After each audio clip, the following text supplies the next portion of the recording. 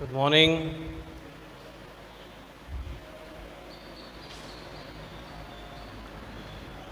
सभी 11th class के arts वर्ग के जिन्होंने 11th में इंग्लिश लिटरेचर लिया है उन सभी विद्यार्थियों का स्वागत है। तो जेडी की जो डिजिटल क्लासेस का जो प्लेटफॉर्म है आपको घर बैठे ये सुविधा प्रदान करता है कि आप अपने पढ़ाई में गैप ना लें और लगातार अपनी पढ़ाई जारी रखें। तो लास्ट वीडियो में हमने पोयम है विलियम शेक्सपियर का let me not to the marriage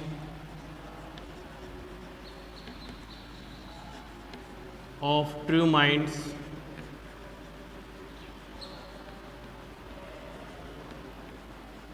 जिसको कंपोज किया है विलियम शेक्सपियर ने।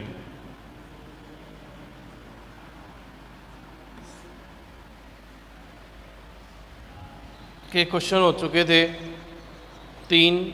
फोर्थ जो क्वेश्चन है इस पोयम का इस प्रकार से है, देखिए। Love is presented as the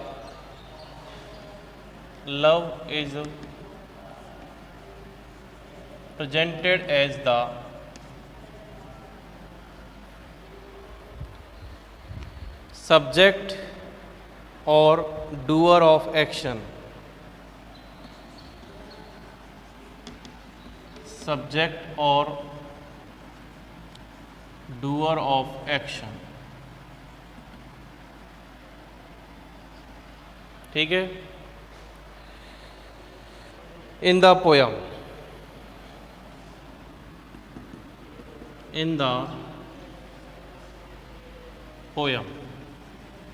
ये लाइन कवर हो रहा है आपके।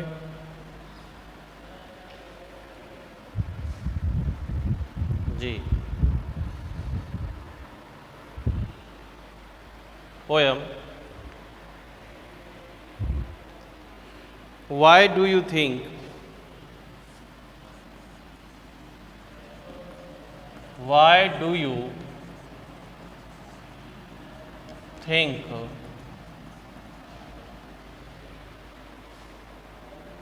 the poet has used this form? The poet is used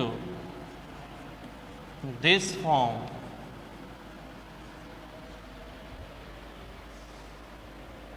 rather than involving human agents. Rather than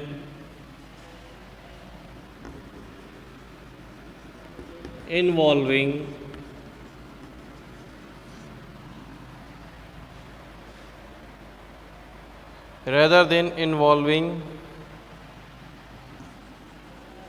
human agents.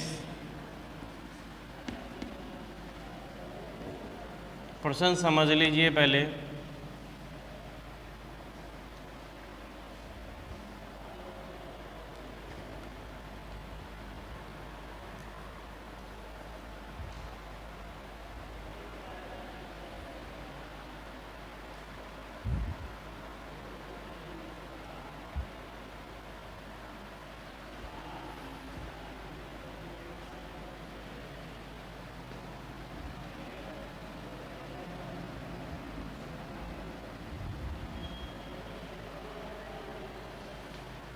तो इसका ट्रांसलेशन क्या है, हिंदी ट्रांसलेशन, कि लव इज प्रेजेंट,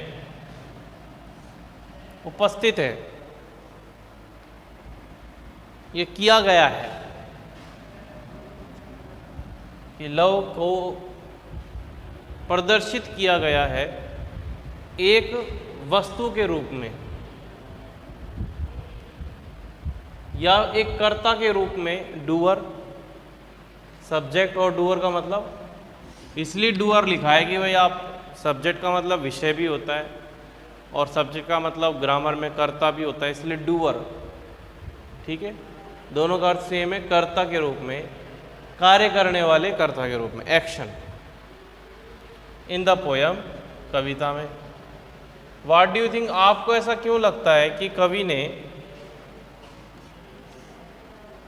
ये द पोइट इज यूज, कवि ने उपयोग किया है इस प्रकार के स्वरूप का, बजाय यूज या फिर शामिल करते हुए किसी मनुष्य के रूप में कर्ता को, कि मनुष्य के रूप में कर्ता को इन्वॉल्व करने की अपेक्षा इसने इस प्रकार के स्वरूप का प्रयोग क्यों किया है? आपको ऐसा क्यों लगता है? क्योंकि ये बात हमको सबको पता है, क्योंकि इसने अपने इस पोयम के सब्जेक्ट मैटर के लिए प्रेम को चुना है। और ये जो पूरी पोयम, क्योंकि ये जो प्रेम को चुना है, और प्रेम खुद एक एहसास है, एक भाव है, एक फीलिंग है, मनुष्य नहीं है। दूसरा कारण ये भी हम कह सकते हैं कि जो ह्यूमन है वो उसकी मेंटेलिटी हमेशा स्टेबल नहीं रही है, अनस्टेबल रही है, तो इसलिए हम कह सकते हैं कि इसने लव को चुना है। तीसरी चीज़ ये भी कह सकते हैं कि जो द नेचर ऑफ लव है वो हमेशा एक ट्रू नेचर का, जो ट्रू नेचर है एक लव का, वो हमेशा लगातार स्टेबल बना रहता है। मेंस इमोशंस हमेशा घटते बढ़ते रहते हैं, ठीक है, ये हमको बताना है। The poet involves love as doer rather than a man.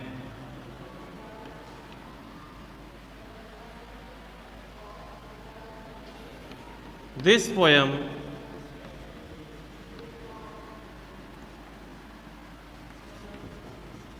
subject matter is love.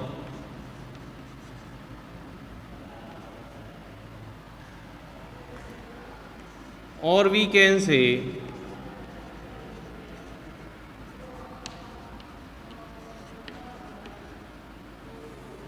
that love is a base or original thought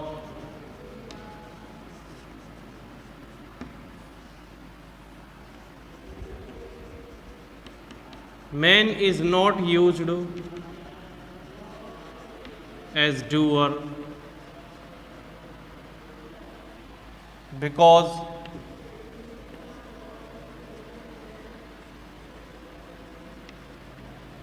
humans thought, feelings, sentiments, thinking, attitude,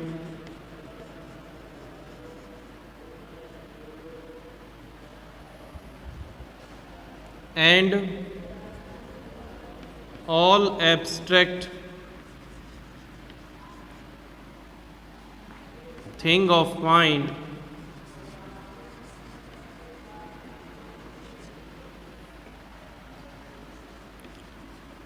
have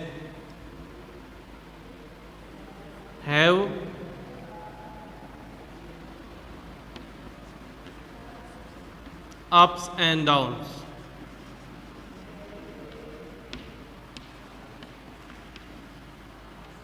On the other hand,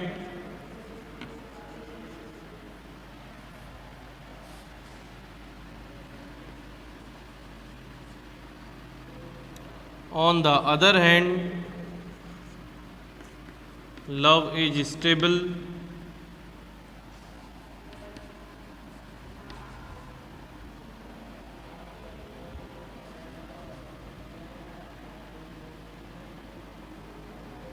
and constant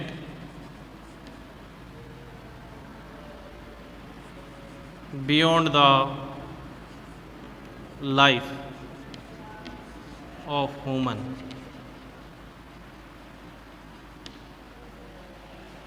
ये इसका answer है। ठीक से समझ लीजिए क्या लिखा है।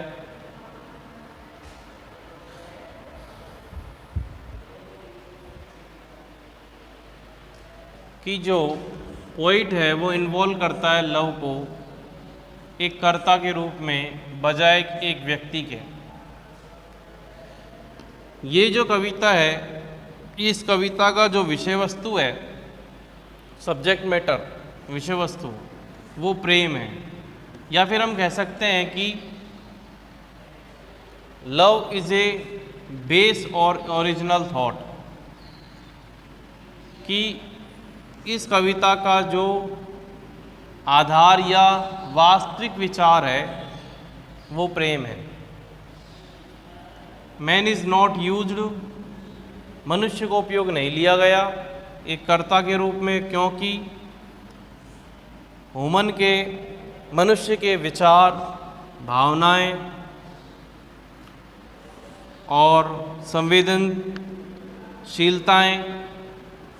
सोच, नज़रिया और सभी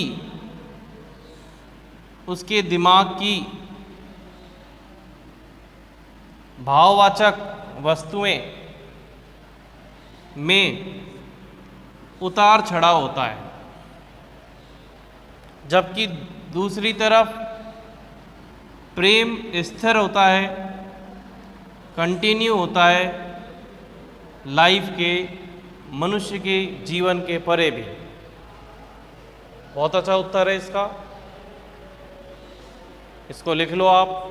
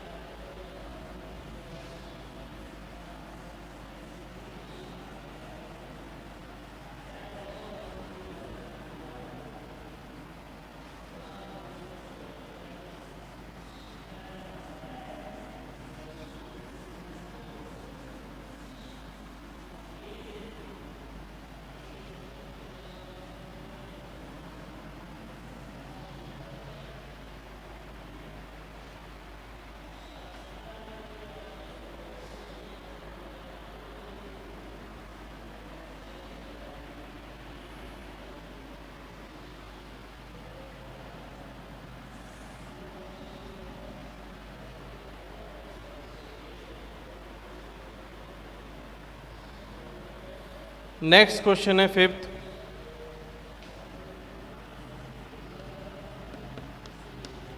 एक्सप्लेन द फ्रेज।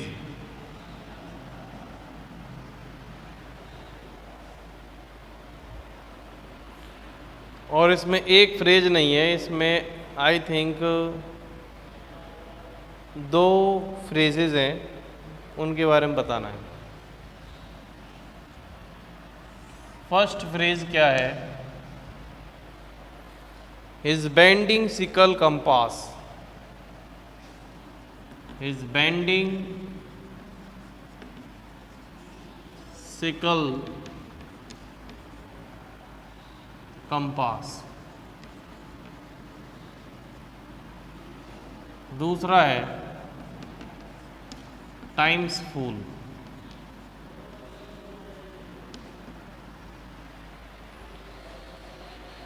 तो यहाँ पे बेंडिंग सिकल कंपास का मतलब क्या है?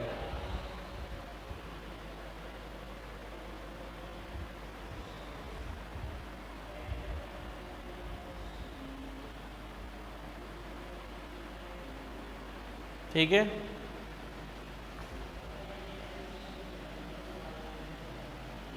बेंडिंग सिकल कंपास क्या है? First phrase.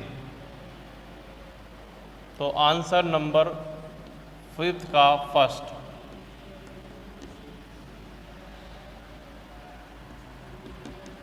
sickle means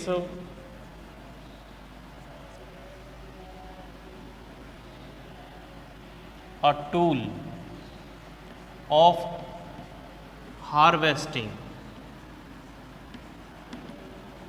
the grain.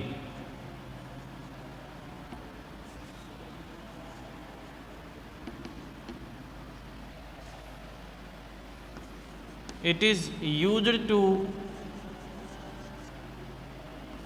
cut the grain or grass, yeah, and grass, grain, grass, etc.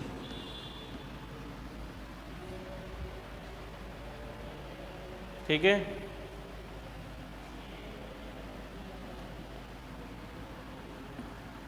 Bending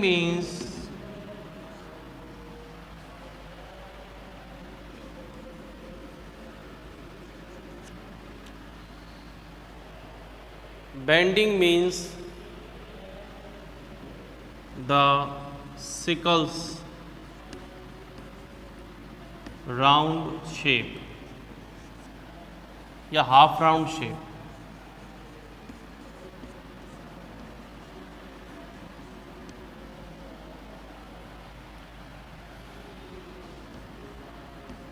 This tool is compared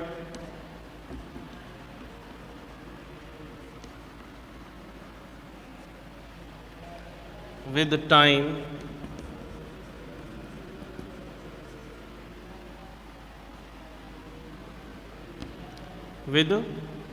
this tool is compared with time. The time consumes everything of man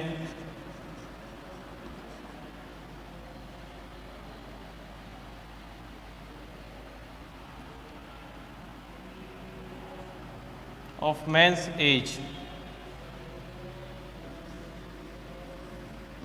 but not love.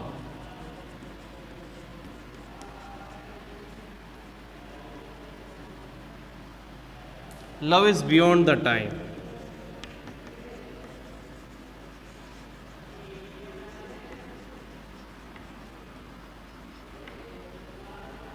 ठीक है। फिर देखिए phrase second, time's fool means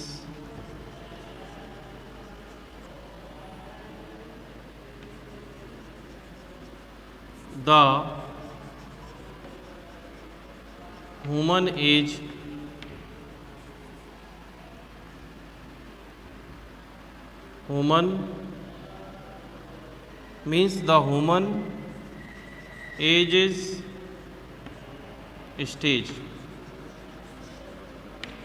In youth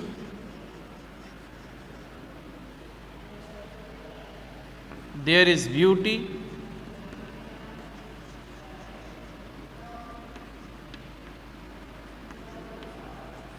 and charm,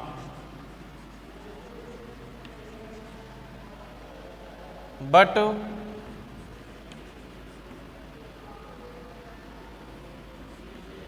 further age of life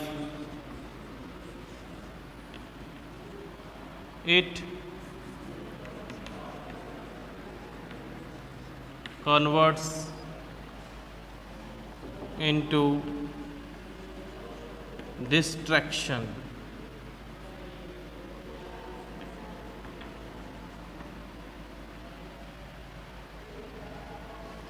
But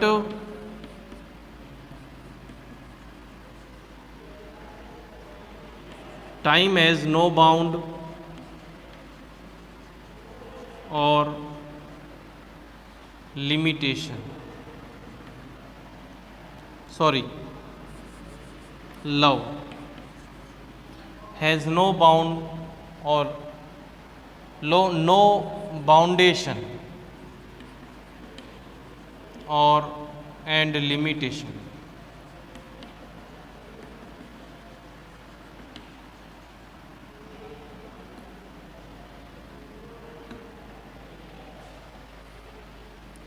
love will be love,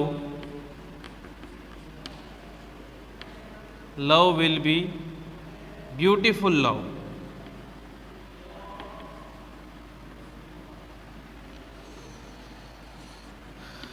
as earlier और letter.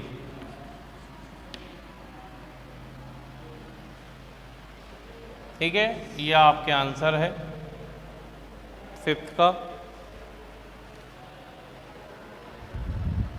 किस प्रकार से है?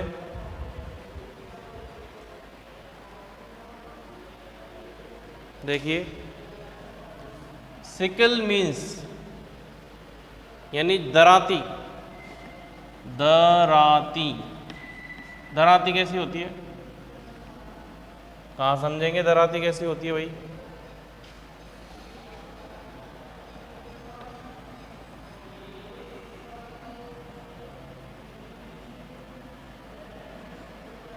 इस प्रकार से होती है दराती। तो सिकल यानी दराती, इसका मतलब होता है ये एक औजार होता है जो हार्वेस्टिंग द ग्रेन, जो किसका मतलब किसकी चीज़ का औजार होता है कि फसलों को काटने के लिए ये एक औजार होता है। इसका प्रयोग हम फसलों को, घास इत्यादि को काटने में काम में लेते हैं। बेंडिंग का मतलब इसके सिकल का बेंडिंग का मतलब है कि जो सिकल है वो आदि सिकल्स हाफ शेप या फिर कहेंगे हाफ राउंड शेप, सॉरी, आदि गोल आकृति में। दिस टूल इज कंपेयर्ड, इस टूल का तुलना की गई है टाइम से, क्योंकि टाइम जो है कंज्यूम कर ले, मतलब अपने आप में उपभोग कर लेता है प्रत्येक चीज़ को। जैसे ये हार्वेस्टिंग की जो टूल है अपने इसके जो क्या बोलते हैं परिधि में जो भी आता है उन घास को, फसलों को काट लेता है, उसी तरह टाइम भी क्या करता है, उपभोग कर लेता है, काट लेता है। ठीक है, एवरीथिंग यानी प्रत्येक चीज़ मनुष्य की उम्र का। लेकिन जो लव है उसके साथ ऐसा नहीं होता। लव तो समय से भी परे है, समय को नहीं काट सकता ये, सॉरी प्रेम को नहीं काट सकता। जो समय रूपी जो दराती है वो समय को नहीं प्रेम को नहीं काट सकती। दूसरा है टाइम्स फूल। टाइम्स फूल्स का मीन्स है ह्यूमन्स एजेस स्टेज, कि जो ह्यूमन स्टेजेस की जो अवस्था है उनसे मतलब है। यूथ में, जवानी में खूबसूरती होती है, चार्मनेस होती है, लेकिन आने वाली जितनी फर्दर एजेस होती हैं, आने वाली उम्र में, जीवन की आने वाली उम्र में ये डिस्ट्रैक्शन में बदल जाती है, यानी फिर कोई आकर्षण नहीं रह जाता। लेकिन जो प्रेम है वो किसी भी सीमा में बंधा हुआ नहीं है, कोई बाउंडेशन नहीं है लव में, और ना ही उसकी कोई सीमा है, लिमिटेशन है। प्रेम तो प्रेम ही रहेगा, लव विल बी, प्रेम तो एक सुंदर प्रेम रहेगा। लव विल बी ब्यूटीफुल, प्रेम तो सुंदर रहेगा, जैसे शुरुआत में था और जैसा आगे होगा। जैसे पहला था ना वैसे ही अंत तक रहेगा। प्रेम तो प्रेम ही रहेगा, सुंदर रहेगा, उसके ऊपर समय का कोई प्रभाव नहीं है। ठीक है भाई, तो ये आपके क्वेश्चन आंसर कंप्लीट हो गए हैं।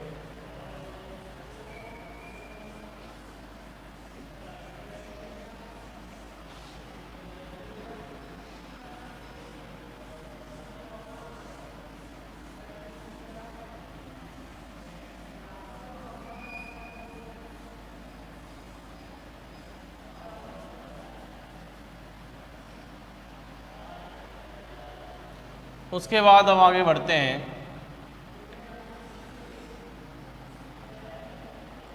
Poem number 3।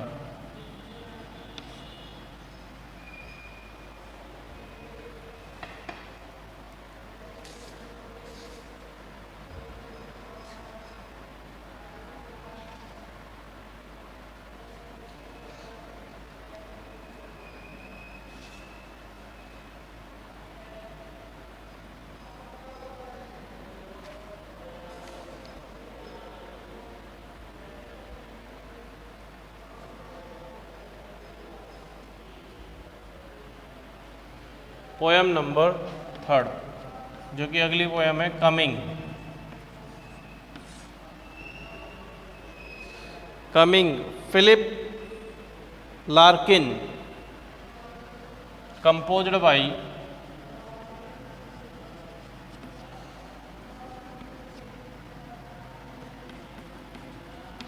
Philip Larkin.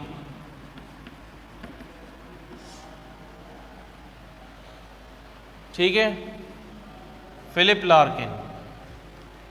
Philip Larkin क्या है? फिलिप लार्किन 1922 में जन्म लिया और 1985 में मर गया,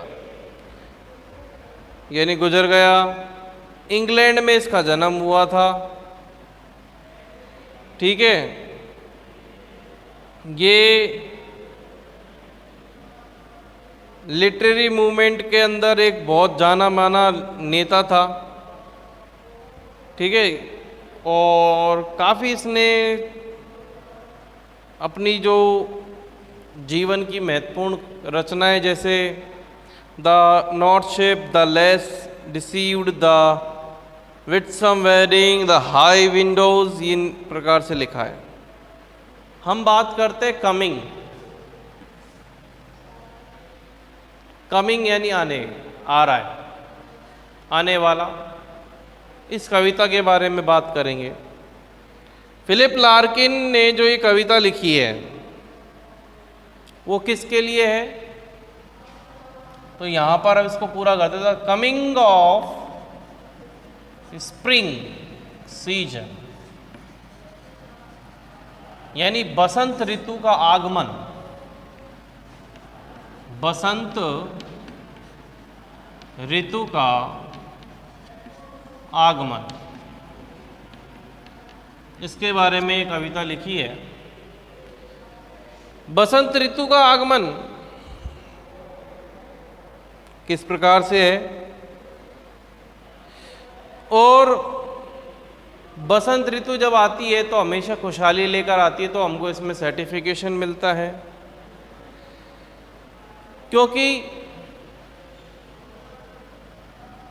बसंत ऋतु आफ्टर विंटर आती है, सर्दियों के बाद।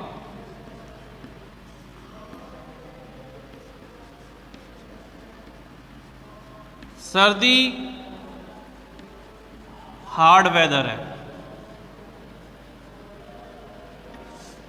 इंग्लैंड में, ध्यान रखना, ये पैदा हुआ है ना, कहाँ पैदा हुआ है? ये इंग्लैंड में, अंग्रेजों के देश में। अंग्रेज ही है ये। वहाँ पे विंटर जो है हार्ड वेदर है, और जो आज के बाद स्प्रिंग सीजन आता है तो हार्ड वेदर में सब परेशान हो जाते हैं, तो स्प्रिंग सीजन का सब इंतज़ार करते हैं। और स्प्रिंग सीजन में सब अपनी जो लंबी रातें हुआ करती थी सर्दी की, अब उनको बीत जाने का इंतज़ार करते हैं। इस बसंत कब आएगा और हम खुशहाली के गीत कब गाएंगे। इसमें एक ये बात करा है कि थ्रश नाम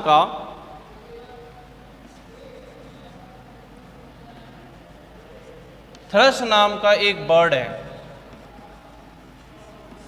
कैसा होता है ये बर्ड?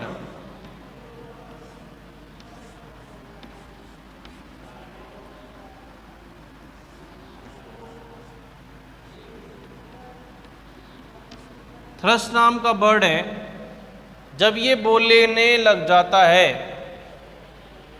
ये कहना चाहते हैं इस कविता में कि जब बोलने लगता है तो समझ लेना बसंत ऋतु आने वाली है। तो थ्रश नाम के का जब बर्ड बोलेगा तब बसंत ऋतु आएगी।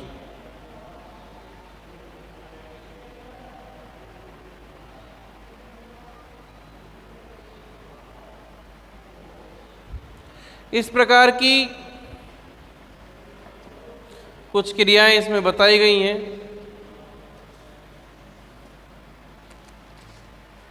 तो स्ट्रेंजर नंबर फर्स्ट देखते हैं।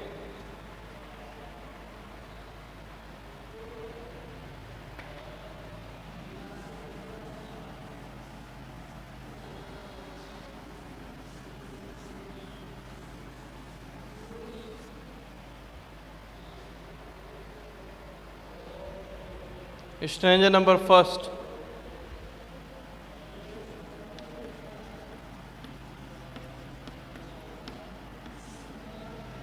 क्या है?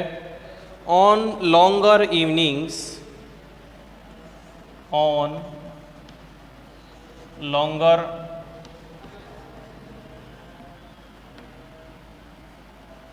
Evenings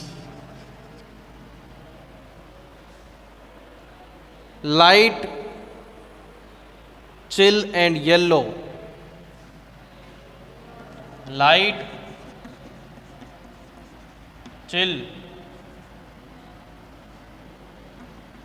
and yellow,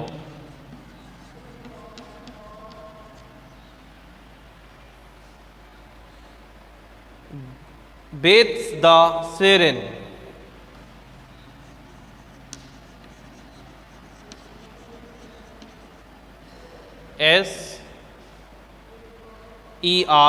SEREN। आगे, four heads of house,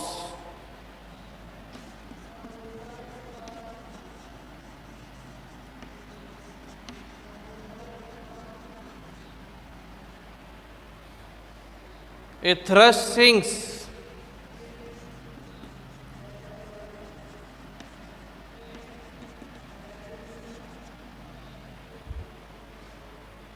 laurel surrounded,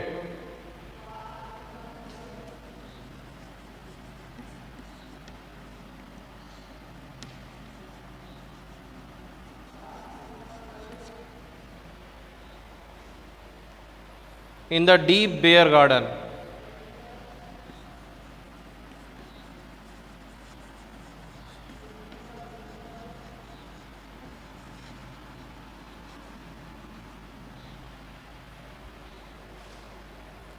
its fresh pilled voice,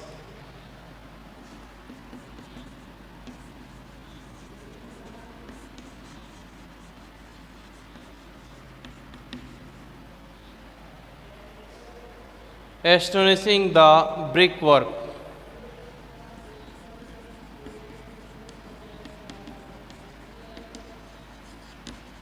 the brickwork।